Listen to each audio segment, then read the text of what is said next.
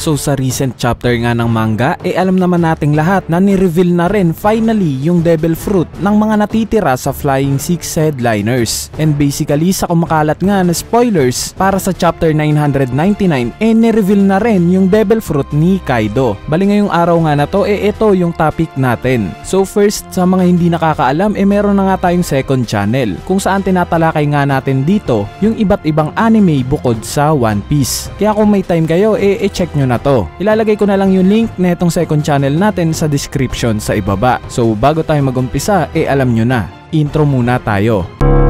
Slick talker since a jet. Wanna talk all the time, ooh, yeah.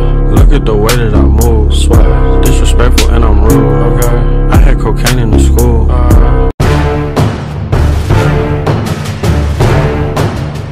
Ang unang na-reveal na devil fruit mula sa last chapter yung devil fruit ni Sasaki, which is yung Ryo Nomi model Triceratops. Yes guys, tumama nga yung prediction natin sa devil fruit ni Sasaki. In fact, sobrang may sense naman talaga na ito yung devil fruit ni Sasaki, since siya nga yung leader ng armed forces ng Beast Pirates. At itong Triceratops nga also known as napakataas ng defensive capabilities neto, since napakatibay nga ng mga frills neto o yung mga sungay niya. At speaking of sungay niya, sakto nga rin yung devil fruit na to dahil may sungay nga rin si Sasaki. Bali sa magiging laban nga niya kay Franky, I'm sure mahihirapan itong si Franky. At kailangan na may ma-pull off na bago itong si Franky, panibagong transformation o panibagong armas, para naman matapatan niya itong si Sasaki. Anyway, ang susunod ngang devil fruit na ni-reveal yung devil fruit ni Black Maria. So ang tawag nga sa devil fruit niya Spider Fruit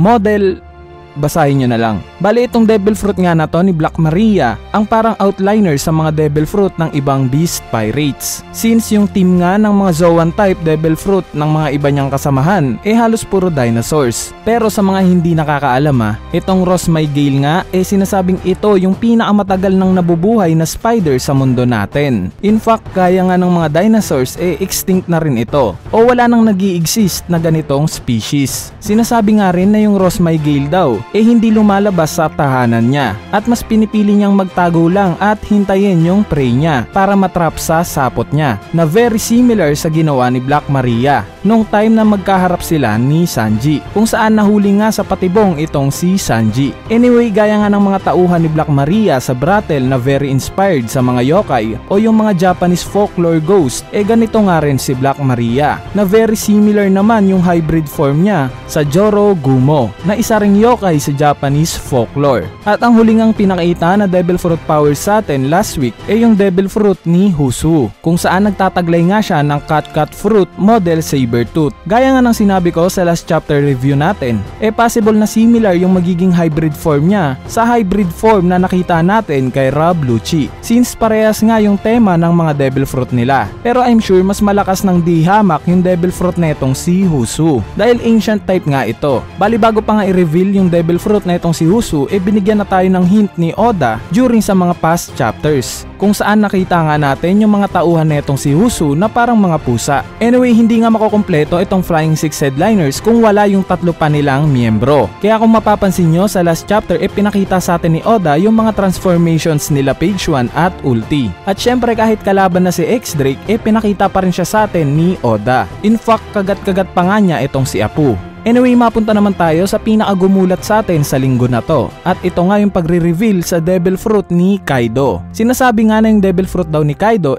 Oonomi o fish fruit sa English. Pero hindi pa nga nare-reveal yung official name neto. Ganun pa man, ito na nga yung bubuo sa katanungan kung bakit nga ba hindi namamatay si Kaido sa dagat. Since sa pag-i-introduce nga kay Kaido during Dressrosa arc pa lang, sinasabing siya nga daw yung pinakamalakas sa kalupaan, sa himpapawid at sa karagatan.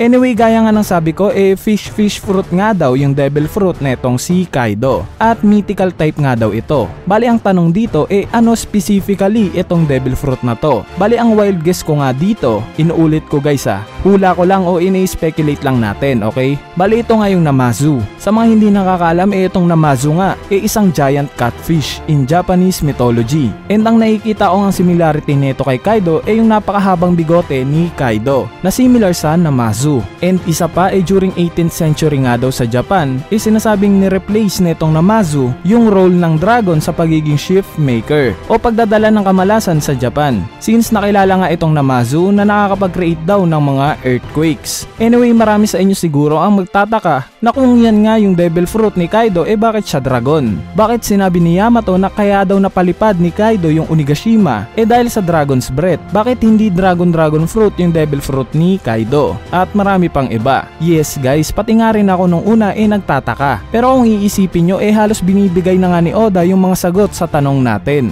Bali may dalawa nga akong idea sa pagiging dragon ni Kaido. Una, kung maaalala nyo nga sa past chapters o yung mga recent episodes lang ng One Piece, may pinakilala nga sa atin si Oda na bagong karakter na magpapatunay ng reason sa pagbabago ng anyo ni Kaido. At yung tinutukoy ko nga si Gyukimaru. As we all know, isa naman talagang fox itong si Gyukimaru. Pero kaya nga niyang mag-transform into human form. Though wala pang ang statement kung dahil ba to sa devil fruit, malaki nga yung possibility na kayang mag-transform ni Gyukimaru dahil sa natural lang niyang kakayanan. Dahil in Japanese folklore nga sinasabing kayang mag-shapeshift o magpalit ng anyo ng mga fox spirits. Kaya kung mapapansin nyo nga yung devil fruit ni Katarina Devon na 9-tailed fox, kaya niya ring mag-shapeshift o manggaya ng ibang tao. Simple dahil sa rason na ito yung kakayanan ng mga spirit fox sa Japanese folklore. Bali ang pinapoint out ko dito gaya ng mga fox na kaya mag-transform ganito rin si Kaido. At probably pati na rin yung lahi niyang kinabibilangan na isa siyang dragon na kayang mag-anyong tao. Nakita rin naman natin sa mga past chapters na pinakita ng anak niyang si Yamato na parang magta-transform na nga rin siya into dragon, diba? Bali ang pangalawang idea ko nga dito gaya ng mga kumakalat na idea patungkol sa koi fish story.